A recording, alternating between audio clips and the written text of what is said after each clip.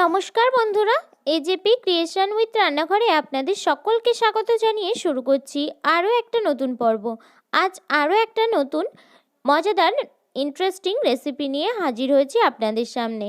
আজ আমি বানাবো পেঁয়াজ আলু বড়ির তরকারি। চলুন তাহলে আর বেশি দেরি না করে রেসিপিটি শুরু করা যাক। আর রেসিপিটি শুরু করার আগে প্রত্যেকবারের মতো আপনাদের কাছে একটাই অনুরোধ, রেসিপিটি একটু স্কিপ না করে প্রথম থেকে শেষ পর্যন্ত দেখতে থাকুন এবং রেসিপিটি ভালো লাগলে অবশ্যই একটা লাইক করে চ্যানেলটিকে সাবস্ক্রাইব করার অনুরোধ রইল। রেসিপিটি বানানোর জন্য আমি এখানে কয়েকটা আলুকে লম্বালম্বি করে কেটে ধুয়ে রেখেছি। আর এখানে কিছু কাট পেঁয়াজকে এইভাবে কেটে রেখেছি। এইভাবে একটু মোটা মোটা ফালি করে কিন্তু কেটে রেখেছি আমি।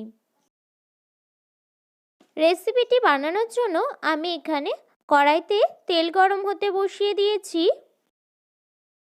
এই পর্যায়ে তেলটা আমার গরম হয়ে গেছে। আমি এখানে কিছু বড়ি নিয়ে নিয়েছি, সেই বড়িগুলোকে তেলে ভেজে নেব।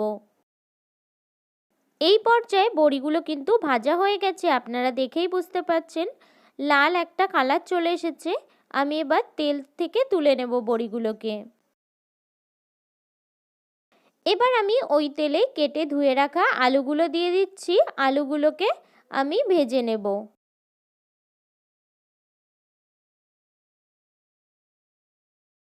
আলুগুলো ভেজে নেওয়ার জন্য দিয়ে দিচ্ছি পরিমাণ মতো নুন।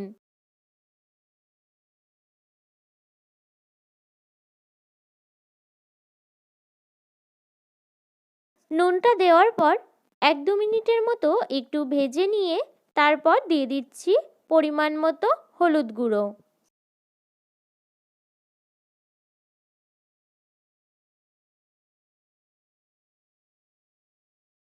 এই পর্যায়ে আলুগুলো কিন্তু আমার ভেজে নেওয়া হয়ে গেছে। আমি এবার তুলে নিচ্ছি। তরকারিটা রান্না করে নেওয়ার জন্য আমি সামান্য একটু তেল দিয়ে দিয়েছি কড়াইতে। তেলটা আমার গরম হয়ে গেছে। দিয়ে দিচ্ছি জিরে ফোড়ন, দিয়ে দিচ্ছি 1 চামচ আদা বাটা, আর দিয়ে দিচ্ছি 1 চামচ জিরে বাটা, আর দিয়ে দেব 1 চামচ কাঁচা লঙ্কা বাটা। দিয়ে ভালোভাবে তেলের সঙ্গে একটু কষিয়ে নেব যত সময় না আদার কাঁচা গন্ধটা চলে যায়। তারপর এখানে দিয়ে দিচ্ছি ভেজে রাখা আলুর টুকরোগুলো।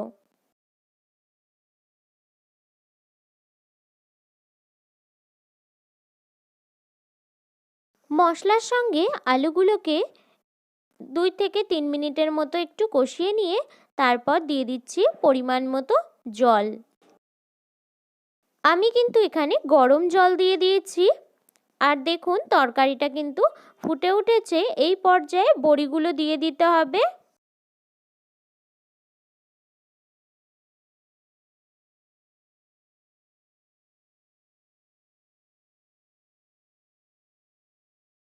আলুগুলো যখনই হাফ সিদ্ধ হয়ে যাবে সেই সময় কিন্তু পেঁয়াজের টুকরোগুলো দিয়ে দিতে হবে। এই পর্যায়ে সমস্ত কিছুই আমার ভালোভাবে সিদ্ধ হয়ে গেছে, অর্থাৎ রান্নাটা আমার হয়ে গেছে।